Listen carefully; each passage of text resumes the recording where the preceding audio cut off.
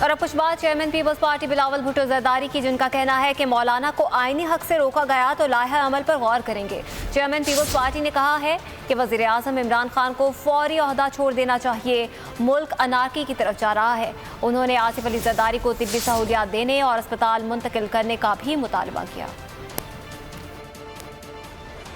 سیاسی قیدی کو تشدد کا نشان بنا رہے ہیں، ان کے اپنے بنیادی سہولیات نہیں دے رہے ہیں، اور صدر زرداری کا صحت کو استعمال کر کے میرے جماعت کو، میرے خاندان کو دباؤ میں ڈالنے کی کوشش کر رہے ہیں۔ اس وقت تک میرا اپنا پروگرام بھی ہے اور میرا جماعت بھی مولانا صاحب کو استقبال کر رہا ہے، سپورٹ کر رہا ہے۔ اگر کوئی غیر جمہوری رویہ مولانا صاحب کے خلاف استعمال ہوتا ہے، اگر مولانا فضل الرحمان صاحب کو اپنا جمہوری حق، احتجاج کا حق استعمال کرنے کو